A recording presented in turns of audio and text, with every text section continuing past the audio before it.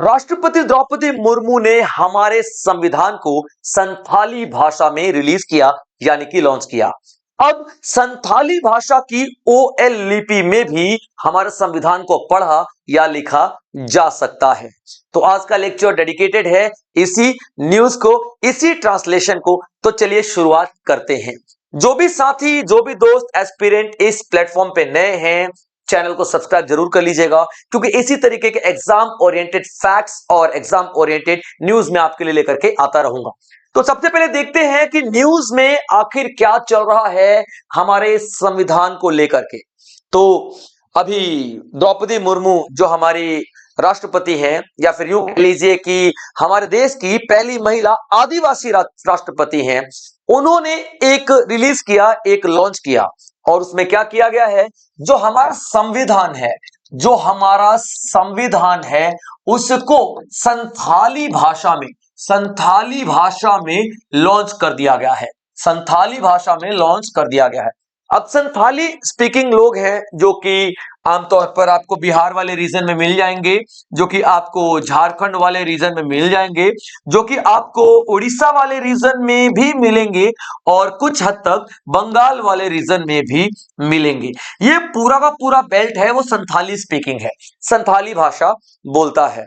तो अब इसी भाषा में ट्रांसलेशन कर दिया गया है और द्रौपदी मुर्मू ने अनाउंसमेंट भी कर दिया है। क्लियर पॉइंट यहां पे। चलिए, अब इसका पर्पस क्या है, हम क्यों इस भाषा में हम लोग संविधान को ट्रांसलेट कर रहे हैं। सबसे पहले तो मैं आपको बता दूं, ये सिर्फ एक ट्रांसलेशन नहीं है ना। मैं ये कहूं कि ये सिर्फ एक ट्रांसलेशन है, नहीं, ट्रांसलेशन से बहुत ज्यादा बड़ा विजन है इस कदम का, इस ऐतिहासिक स्टेप का।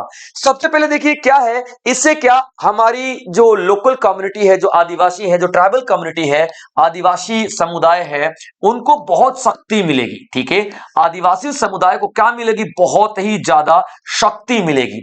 और शक्ति क्यों मिलेगी, अब वो अपनी भाषा में संविधान को समझ सकेंगे, अपनी लिपि में संविधान को समझ सकेंगे। संविधान की भाषा देखिए पहले से ही जटिल चली आ रही है, बहुत जटिल है, क्योंकि संविधान में जितने भी आर्टिकल्स हैं, सेक्शंस हैं, हम लोगों ने उठाए हैं, वो दूसरों देशों से उठाए हैं, मैक्सिमम दूसरे देशों से।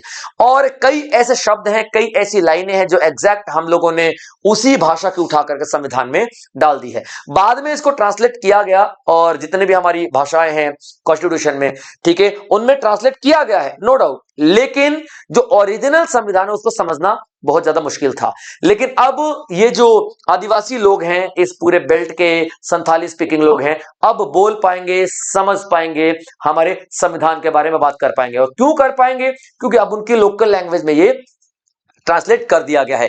इससे उनको यह समझ में आएगा कि भाई उनकी ड्यूटीज क्या है, आखिर संविधान में दिए हुए उनके अधिकार क्या हैं, आखिर वो किन अधिकारों का पालन करें, किन अधिकारों का पालन नहीं करें। ऐसे बहुत सारी तमाम चीजें हैं जिनसे उनको यह समझ में आएगा कि हाँ, संविधान कितना यूजफुल है उनके लिए। तो पहला तो देखिए एम्पावर, यानी कि एक शक्ति मिलेगी इन सारे लोगों को अपने अधिकारों के बारे में जान के, इन सारे लोगों को अपनी ड्यूटीज के बारे में जान करके। और दूसरा, जो हमारी भाषा है, उसका प्रमोशन के लिए, यानी कि जो हमारी भाषा है उसकी प्रिजर्वेशन के लिए, है ना। अब संथाली भाषा को ज्यादा तक पहुंच मिलेगी, संथाली भाषा को एक पहचान मिल रही है। देखिए, मैं आपको पढ़ा ही तो रहा हूं ना, ठीक है, यही पढ़ा रहा हूं, तो ऐसे ना जाने कितने लोगों को संथाली भाषा के बारे में पता चलेगा। ठीक है, एजुकेशनल सपोर्ट में भी मिलेगा। अब संथाली भाषा में कॉन्स्टिट्यूशन है, तो उस बेल्ट के, यानी ये सारे के सारे जो राज्यों के जो लोग हैं, टीचर्स हैं, जो स्टूडेंट्स हैं, विद्यार्थी हैं, आम लोग हैं, अपनी एजुकेशन में भी इस संविधान को अब ला सकेंगे। और ये बहुत ही एक इंपॉर्टेंट डिसीजन है संथाली पीपल के लिए, संथाली लोगों के लिए। अब देखिए, जो ये भाषा है संथाली, और इसकी जो लिपि है वो कौन सी है, देखिए, जो संथाली भाषा है इसकी लिपि बोलते हैं हम लोग ओएल चिकी लिपि है। कौन सी चिकी लिपि बोल रहा हूं, ठीक है, इसका बोलने में बेझिझक है, देखो, ठीक है, ओएल चिकी लिपि, ओएल चिकी लिपि, यानी कि चिकी स्क्रिप्ट, ठीक है, चिकी स्क्रिप्ट। अब चिकी स्क्रिप्ट क्या है, जब संथाली भाषा, और क्योंकि आदिवासी हमारे देश में बहुत पुराने से हैं, तो बहुत पुरानी है ये संथाली भाषा। तो उस टाइम पे संथाली भाषा में ना बहुत सारे स्क्रिप्ट्स का प्रभाव आता था, जैसे कि बंगाली का आ जाता था, ठीक है, मैथिली का आ जाता था, ठीक है, मैथिली भाषा का आ जाता था। उसके बाद आप देखना उड़िया का आ जाता था, ठीक है, उड़िया भाषा का आ जाता था, ठीक है। इसके अलावा जो रोमन भाषा चला करती थी उस टाइम, उसका भी आ जाता था, ठीक है। तो बहुत सारी भाषाओं का एक प्रभाव था, यानी कि जो स्क्रिप्ट थी, ये आपका ये जो संथाली लैंग्वेज की स्क्रिप्ट थी, वो काफी मिक्स हो चुकी थी, अलग अलग भाषाओं का दिक्कत आती थी, कंफ्यूजन आती थी। तो उस टाइम पे एक विद्वान हुआ करते थे, विद्वान, ठीक है, और उन्होंने ही, पंडित रघुनाथ मुर्मू जी हैं, उन्होंने ट्रांसलेट किया, नॉट ट्रांसलेट किया, इस लिपि का आविष्कार किया। ये जो लिपि है 1925 में, 1925 में, ठीक है। कौन है? पंडित रघुनाथ, पंडित रघुनाथ मुर्मू जी हैं, पंडित रघुनाथ मुर्मू जी हैं। इन्होंने 1925 में क्या किया, एक लिपि बनाई, और इस लिपि का नाम क्या उन्होंने दिया, ठीक है, कि चिक्की स्क्रिप्ट, ओएल चिक्की, ओएल चिक्की लिपि, या फिर ओएल चिक्की स्क्रिप्ट दिया, ठीक है। अब ये लिपि में कुछ इस तरीके की ये लिपि है, देखिए दिखाई दे रहा है, जिस तरीके से बांग्ला अलग हो जाता है, और साउथ में भी जाओ तो अलग अलग लैंग्वेजेस हैं, अलग अलग लिपियां हैं, उस तरीके से ये लिपि दिखाई दे रही है। मुझे तो नहीं समझ में आ रही है, ठीक है, बट इसका जो कुछ छोटा मोटा ट्रांसलेशन है, ठीक है, इसका मतलब मैं आपको छोटा मोटा तो बता ही सकता हूं कि इसका मतलब क्या है, ठीक है। जैसे देखिए, ये क्यों बनाया गया था, पहले तो ये देख लीजिए, ठीक है। ये स्क्रिप्ट को संथाली संथाली कल्चर को बढ़ावा देने के लिए इस स्क्रिप्ट को बनाया गया था, ताकि संथाली भाषा में भी लिटरेचर, साहित्य का जन्म हो सके। अब भाई स्क्रिप्ट ही नहीं है तो लिखोगे कैसे? आपको तो बंगाली में ही लिखना पड़ेगा, आपको तो मैथिली में ही लिखना पड़ेगा ना, है ना। तो संथाली को इसलिए बनाया गया था।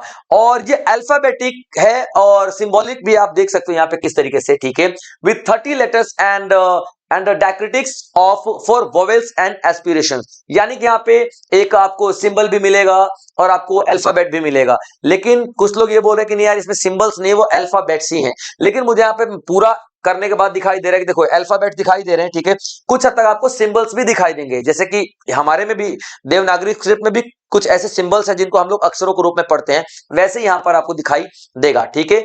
ये सारा का सारा जो छपा हुआ है ना, ठीक है, कर्सिव राइटिंग जैसा कुछ आपको दिखाई देगा। ये सारा आपका क्या है? चिकी, ओएल चिकी लिपि है, ओएल चिकी स्क्रिप्ट है।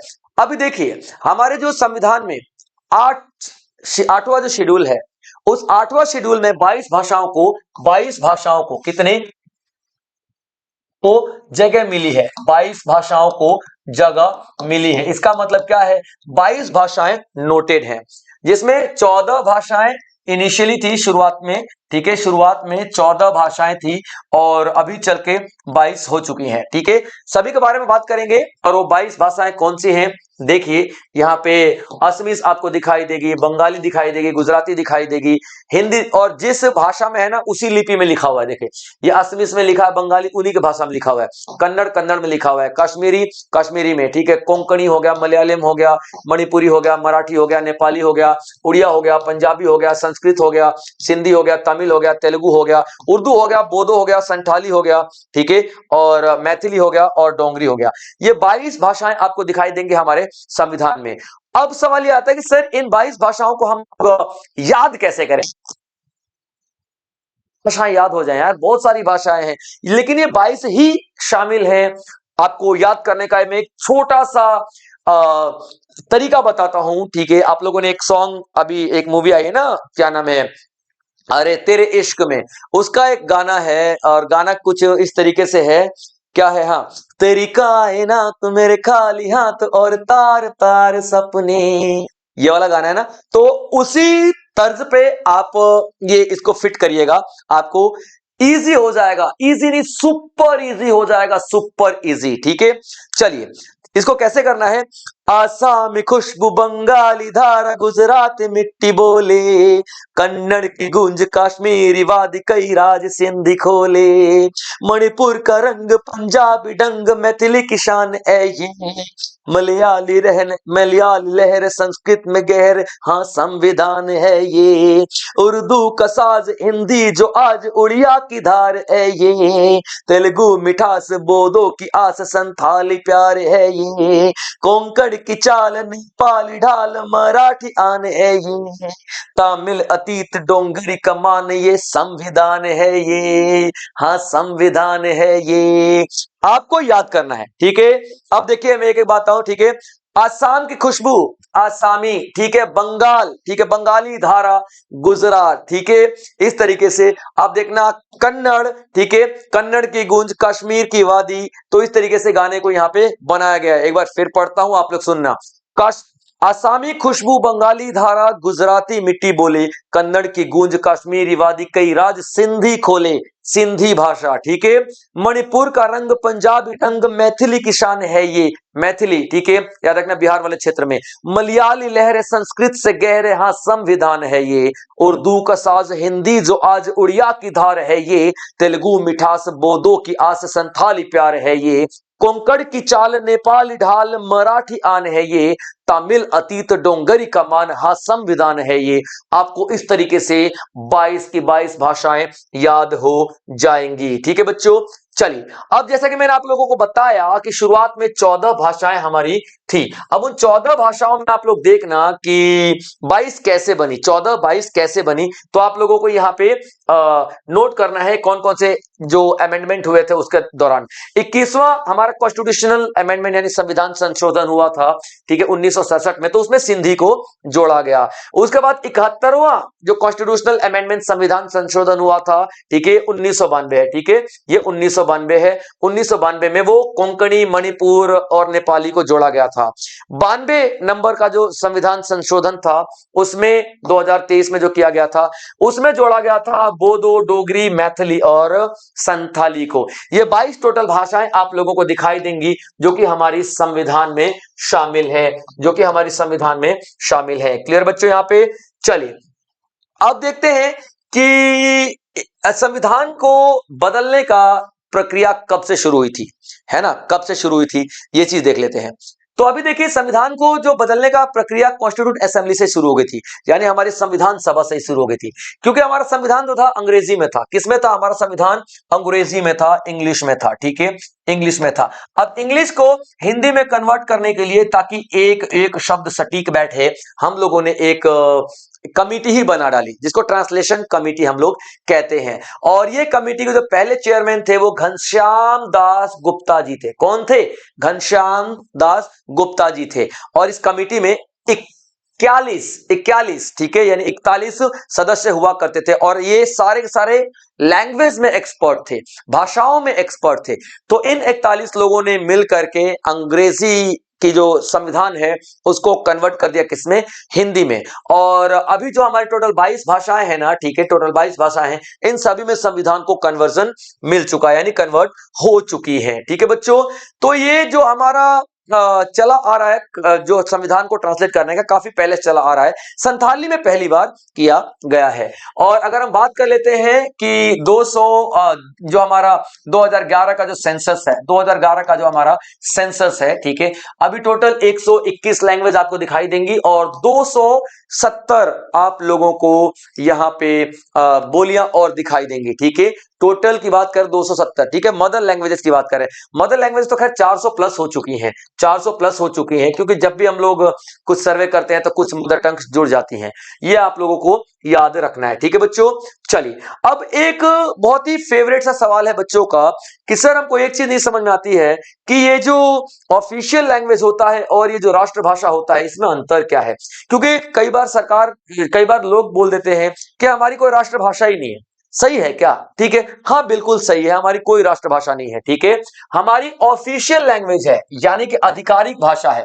कौन सी? हमारी आधिकारिक भाषा है, आधिकारिक भाषा है, कोई भी ऑफिशियल लैंग्वेज नहीं है। हमारी कोई भी ऑफिशियल लैंग्वेज नहीं है, याद रखना, हमारी कोई भी ऑफिशियल लैंग्वेज नहीं है, हमारी आधिकारिक भाषा ही है। क्लियर है पॉइंट यहाँ पे? याद रखेगा। और आधिकारिक भाषा हमारे संविधान में 343 आर्टिकल, 343 आर्टिकल में दिया हुआ है। और क्या दिया हुआ है कि भाई हमारा जो हिंदी और इंग्लिश जो है यही ऑफिशियल लैंग्वेज है। और नेशनल लैंग्वेज तो हमारी भाषाओं को पहचान दिलाने का दिया गया है। हमारे संविधान में इसका कोई रोल नहीं है, हमारे संविधान में इसका कोई रोल नहीं है, याद रखिएगा। तो हमारे आर्टिकल 343 में आधिकारिक भाषा दिया गया, और आधिकारिक भाषा का मतलब क्या होता है, कोई भी ऑफिस का काम होगा, चाहे सरकारी दफ्तर हो, सरकारी बैंक हो, या सरकार कोई ऑर्डर निकाल रही हो, सरकार कोई ऑर्डिनेंस जारी कर रही हो, अध्यादेश दे रही हो, सब या तो हिंदी में देगी या तो इंग्लिश में देगी।